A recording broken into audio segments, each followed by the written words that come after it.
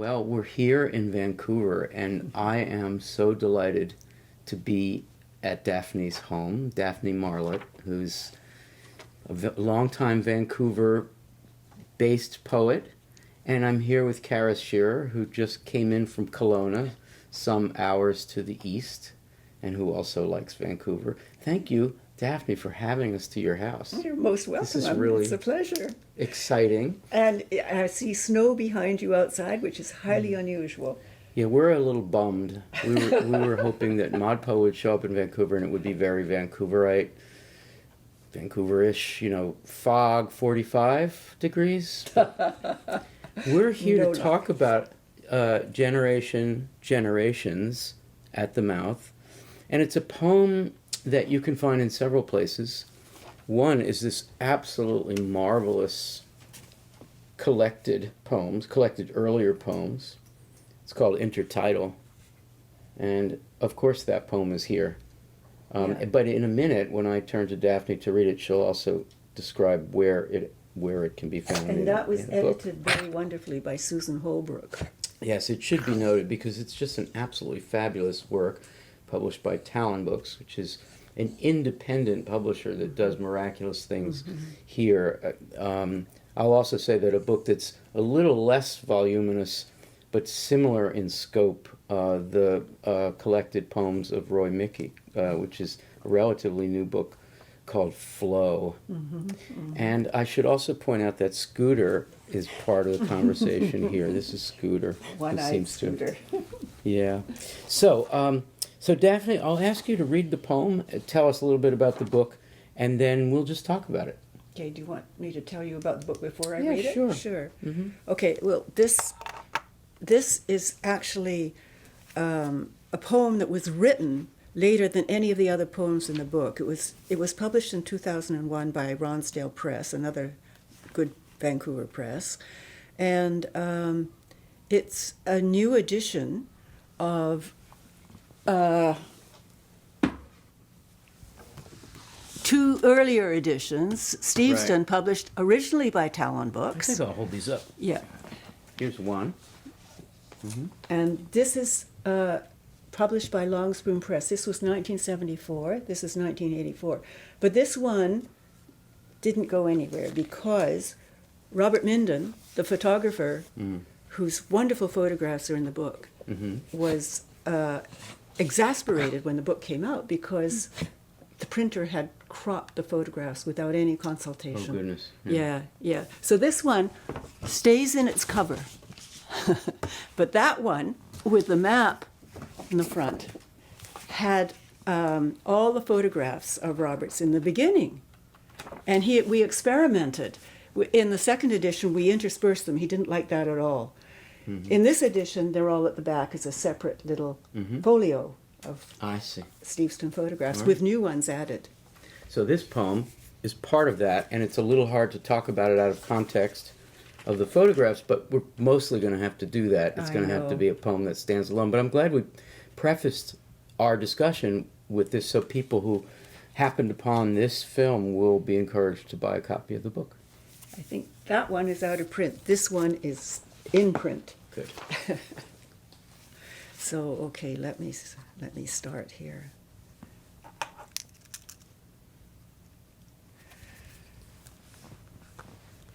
I find it awkward to read sitting, but I will. I usually stand, so let me get settled here. Generations at the mouth. Clans of salmon, chinook, coho gathering just offshore, backbones no longer intact, steam pressured in millions of cans, picked clean barbecue leavings in 1,000 garbage bags ripped open by cats, rats, they can't find their way back. What is the body's blueprint? Return what is solid to water, the first peoples said. Returned, every bone intact, generates a giving back of race, kind, kin. choked in urban outfalls, fished as the aim for rivers, sediment thick with runoff, terminus of the wild they hover, sonar streaks, impossible vision glitches, outside pens where farmed lookalikes grow pale and drugged.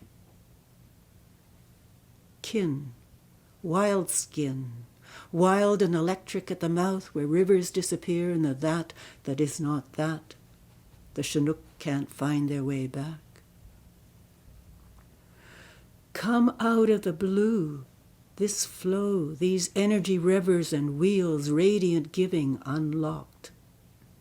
And not this frozen, this canned product eagles once stripped. Eagles, bears going, gone, hungry and wild, outside shut doors where light pools and we pore over stock market news, refuse our interrelation, refuse to pour back. What is the body's blueprint? Impermanent, shifting energy blocks in its own becoming, a stream, and streaming out to the void where rivers lose themselves. In the bardo, as many beings as waves gather at any opening, those in-between and not yet ones that race a river of sperm to be here now, light pour, each cell in its dying turn returns. What is the mouth of the river now? A toxic zero of emptiness? Teeming hole of ever becoming we create? Re-entry, return, verbing the noun out of its stuck edges and into occurrence.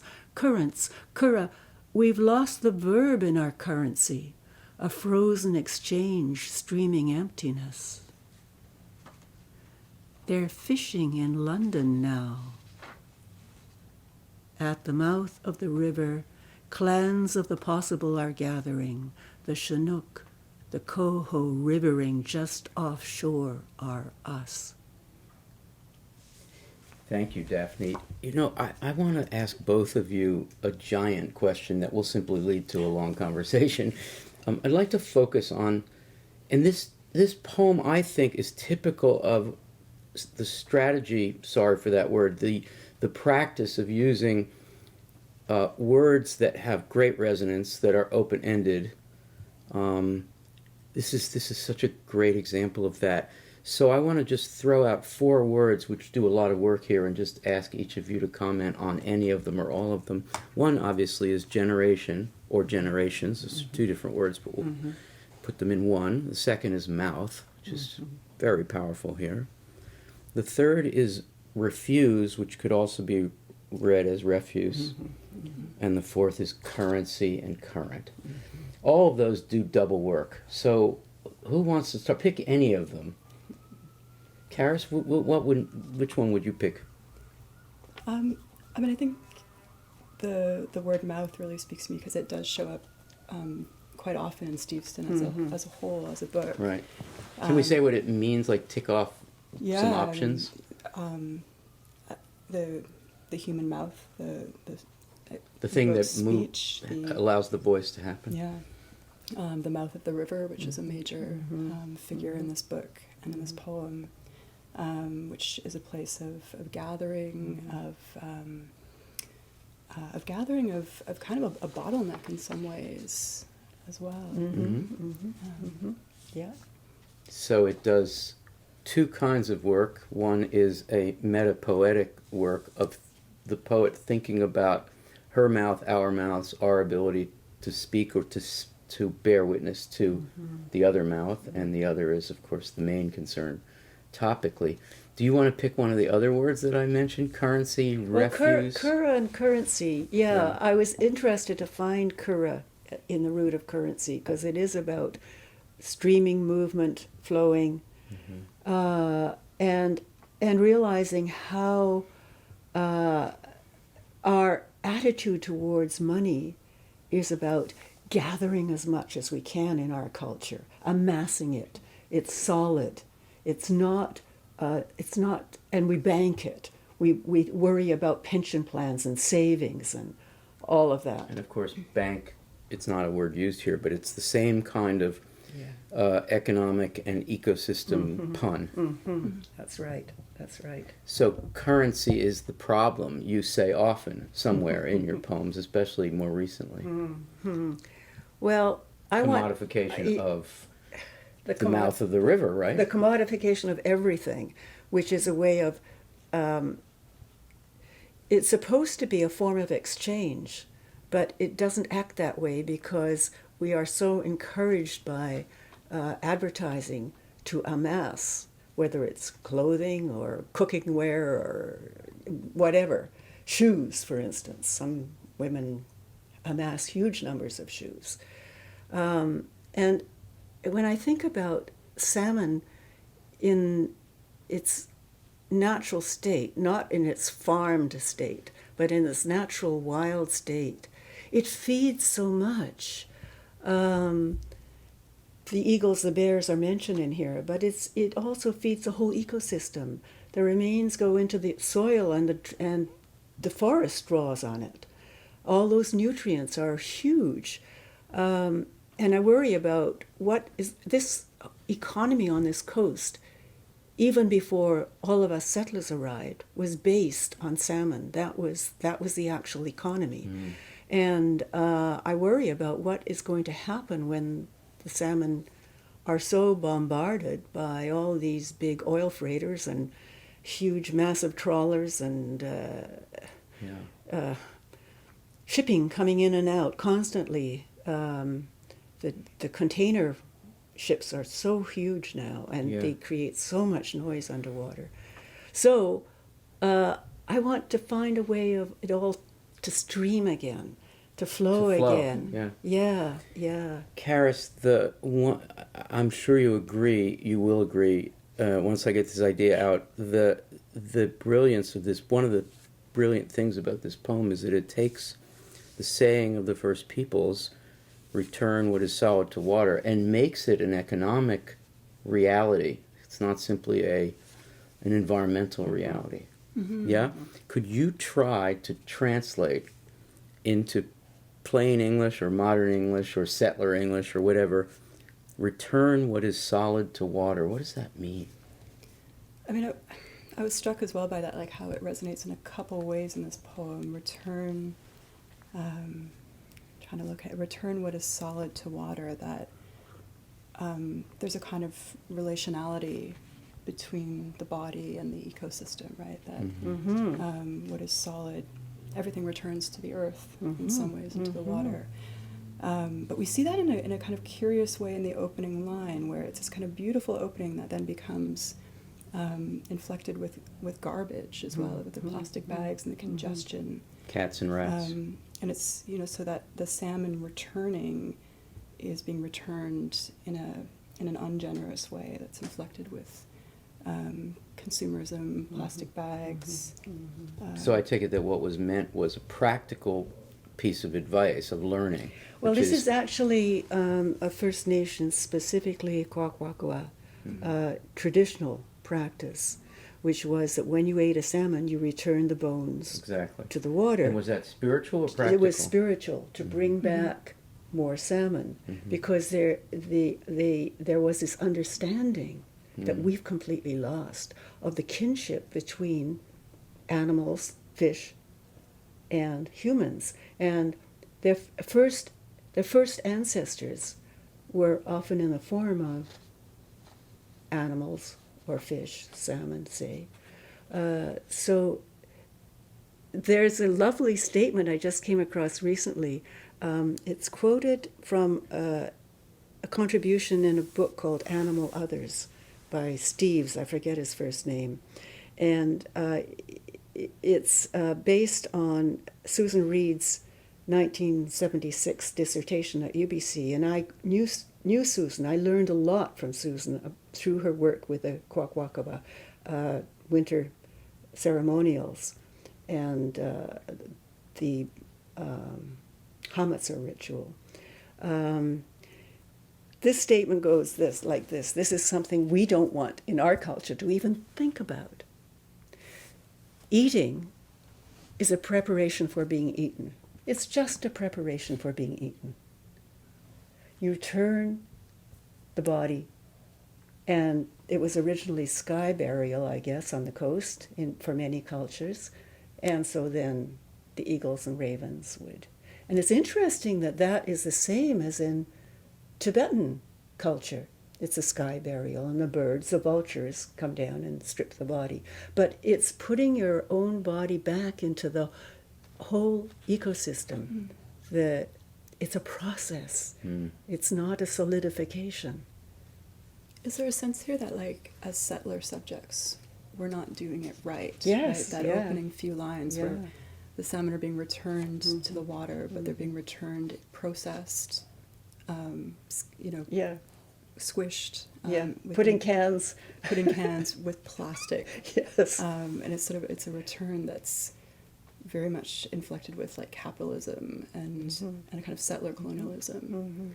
We're on the verge of refuse and refuse. When refuse or refuse becomes important to the poem, right in the middle, the key phrase is refuse our interrelation, which is just what you were talking about. right. I wonder if you can take that one on and help us with that. Because I think refusing interrelation is very problematic, and it's one of the causes of the problem you're investigating. Right. Well, it's the cause of our whole climate change crisis right now that we're facing, and that certainly they're facing in Australia and severely, because we need to look after our interrelation. It's not that the forests are just seen as a commodity. Lumber to be, trees to be cut down, turned into lumber, and shipped off somewhere. Yes. We need to understand that we are part of a living biosphere, and so we're connected with everything in that biosphere. We're not different in our bodies. Bodies are made of the same atoms as any other creature, as any other living being. It strikes me that passage,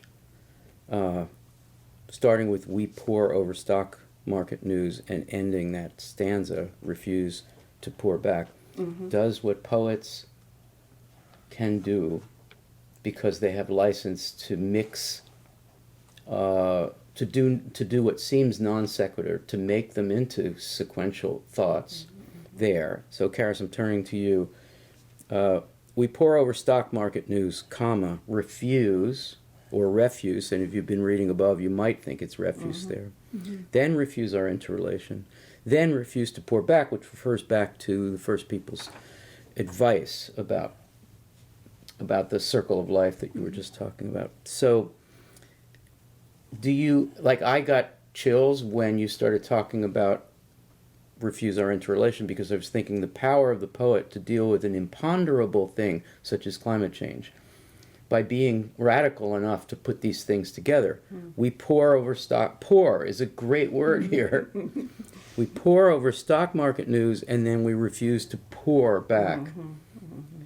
What do you think about all this? Are we right to get all excited about the possibility that the poet might have something to say about connecting all these things together? Well, it draws our attention to that kind of the refusal of relationality with other non-human animals, and the refusal of that kind of generous relationship between the two, which and that interconnectedness. So it's a very disconnect. It's drawing the attention to the disconnectedness of humans and non-human. Yeah, it's also doing it through the connectedness of language, particularly through the connectedness of sound. Yeah. Which is something I like very much to Yeah, register. we noticed. Poor. I mean, I'm from a different place where we pronounce those oddly, but it's a homonym for sure. But Karis, pour over stock market news. I mean, it's not really that obvious, the critique that's being created. So I'm going to ask you to say maybe the obvious, but what do you do with that? How does that connect to this admonition that comes next? Pour, P-O-R-E. Right. Pour means to read, right? To read closely, to look closely. Right. Close reading the stock market. Close reading the stock market. and the line moves us toward that idea of pour back, which is, on the one hand, you're reading, you're consuming, and pouring back is to give back, right? It's the other direction, which we're refusing to do, right? So it's Right, and later, when Daphne gets into more openly into critique of the economics of this, she writes, "We've lost the verb in our currency." Verb almost is like verve. And then a foreign exchange, a frozen exchange, and frozen meaning the absence of the current that keeps the water moving to the mouth. Right? Right, right. What do you have to say about Right. all this? I mean, you wrote the poem. You're really taking on a giant issue. It is true. Is it okay for a poet to take on so much? Why not? Why not? I mean, language is how we think with, what we think with. Yeah. And if we're going to change anything, we have to change the way we think. Yeah. So that's what the nudging is all about in the poem. Right. But I want to do it in a fluid way, in a way that it's not just preachy, it's investigative. What is the body's blueprint is actually a question that Robert Creeley asked many years ago during one of his readings at the Western, I think it was at the Western Front. He has a poem, What is the body's blueprint? And I loved that question so much. And that was part of the structure of the poem, one of the triggers for putting it together. I never know, I don't plan a poem. I never know where the language is going to take me. And sometimes it takes me to quite wonderful places. Yeah. I think it's time to turn to generation and generations. It's a word that is used in the title, and not again, I don't think. So maybe the three of us can kind of riff on what many things it could mean. Karis first. Sure. I think, when I think about the salmon, the return of the salmon, right, which is such a major event in Indigenous culture, the celebration of the salmon feast. They come back in the They're mouth. coming back. Yeah, they're they coming come back in the mouth. Counterintuitively. They're Well, coming to they're coming spawn. back to spawn. They go Right. up to the birthplaces. It's marked in their scales, actually, where they were born. And they know they go back to those tiny little streams. Way up in the They do the hinterland, hard thing. as far as the Fraser River is concerned. It's a massive river. It goes way up into the interior. It's Yeah. the blueprint, right, that guides them. So, I'm sorry, we both cut you off. Yeah, I know. Yes, I mean, generation. that's what I'm thinking Where about. does generation when I think come about that generation of salmon returning to spawn, but then they die, don't they? Yeah, they do. They do. Yeah, and then gradually the little baby spawn get old enough, they feed enough, they get old enough to start heading out to sea, where they spend, I forget how many years it is now. I used to know all this when I was doing that Steveston work. And then eventually it's time. Usually it's 4 years, I think, something like that. It's a cycle. So that's the first definition of generation, which refers to the salmon. What's the second one? Do you want to go next? No, you go next. Okay. Well, I think the ecological has the word logical in it. The ecological logic of this attempt to intervene or to call attention or to warn us or to quote the first peoples and return to that. It's a leftist political or progressive political generation. That is, we must succeed each other. We must learn. We must return. The radicals word generation. The next generation needs that kind of sense of generation, right? Right. There is a third meaning. Who wants to do it? Yeah, there's a third meaning of actually being born. This is what the Bardo refers to. This is actually quite Buddhist. And it refers to the fact that we are reborn. Whatever this consciousness is, or this imprint, it's really just an imprint, goes out somewhere to the mouth of the river, where the river disappears into the sea, becomes something else, as we do in death. We become something else and then return in a different body, different form. And there's a fourth meaning, which has to do with creating power or creating activity. Ah, And that is the crisis here that Karis was talking about before around the first stanza, which is all this has to happen has always happened, except we've gunked it up, yeah. right? So the generation of power based on the economic structure, it's a kind of, we can't, the mouth of the river still has lots of power, but it's power being used to do destruction That's right. rather than That's right. regeneration. Right. 4 senses of a word you've used in the title. That's nice. That's nice. It's amazing. Wow. Okay, I guess we need to look at the end because you turn in the radical sense of generation to us. There's no period there. Would you be willing to read the last 2 lines again and then we can talk about it? Okay. How come you're panting? Must be very hot. Okay. Scooter is aware of the interanimation and the He is, interrelations. definitely, yes. He's keying to our excitement. And he's lying between your 2 warm thighs. Yeah. He's getting the energy. Yeah. Buzz. Okay. At the mouth of the river, clans of the possible are gathering. The Chinook, the Coho, rivering just offshore, are us. It's about possibility. It's about the possibility of change. And return to something that is a seed in what we've already got, but isn't Right. hasn't come to fruition yet. To use another set of metaphors. Yeah. Yeah. Here, well, related. I mean, fruition is a related set of metaphors. Here is where I am in awe of a great writer. Here you are, hanging out with a great writer. Look at the way this works as a piece of writing, as grammar, as logic. At the mouth of the river, okay, we've got a prepositional phrase which is setting up the situation. Then we have the subject, that is to say, the grammatical subject, the clans of the possible. And they are doing something, predicate, are gathering. Okay, so that should be enough. Then that's a comma. Then the Chinook, the Coho, and now we've got a word being used, a strange word being used as a verb, which is totally good because you've just talked about how we've lost the verb, and now you've resuscitated a verb, rivering, just offshore. So all grammar is done, and then you've got a new predicate, are us.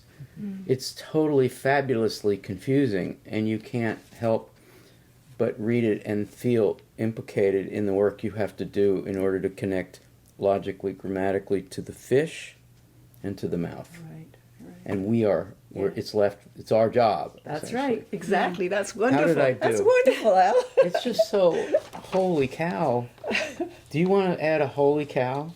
I do, actually. Okay, please do. Yeah, I mean, I also, when I came to that final word without any end stop punctuation, I wanted to kind of ask myself, like, who is us? And I think, it is, for me, it reads as implicating settler subjects, settler colonial subjects. And, it requires us to do that work of thinking, what is the body's blueprint? Yeah. And when I come back to the word, the body, in those 2 questions, the body is the salmon body, but of course it's also our body. It's also our body, Mm. right? Yeah. And as settler subjects, it requires us to reconnect with those salmon kin. That's right. Yeah. Absolutely. My gosh, that was a great holy cow. And I guess was. it could lead us, Daphne, to, I started us off with 4 keywords, but kin is another one. Let's add that. So you've got clans and kin, and the end doesn't say kin, but kind of implies what Karis just said, which is that we must have an expanded definition or notion of what kin is. Kinship, yeah. Of kinship with not simply others of our own species.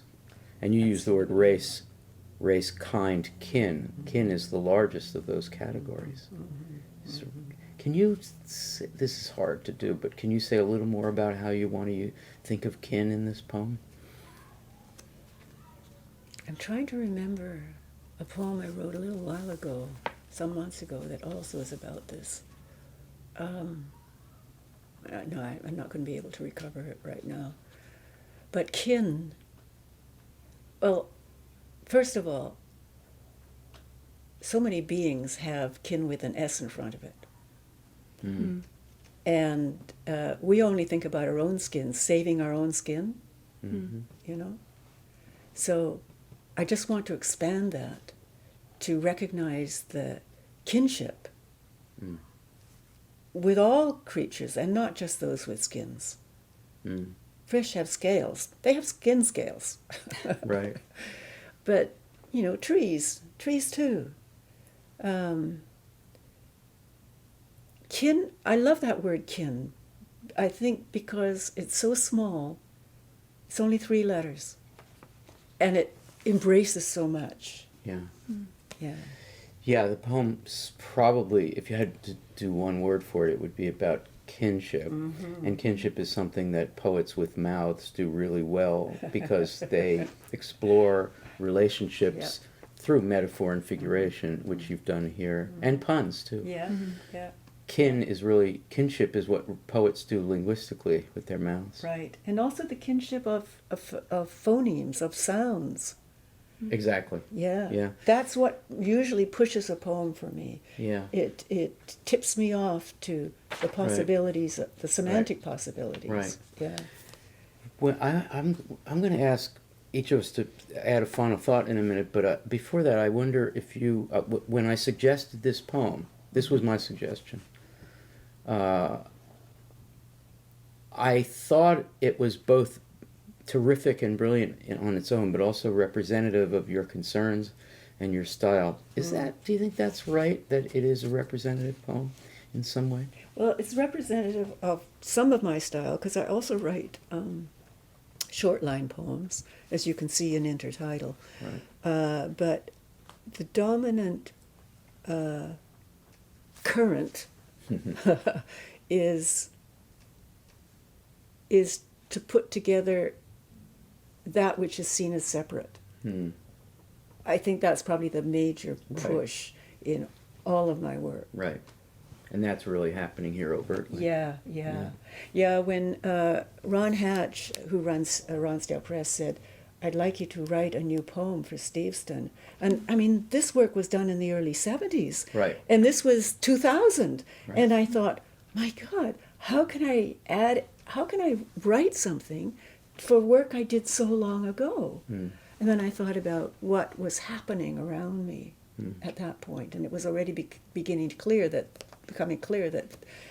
the salmon in the Fraser River were having a really hard time.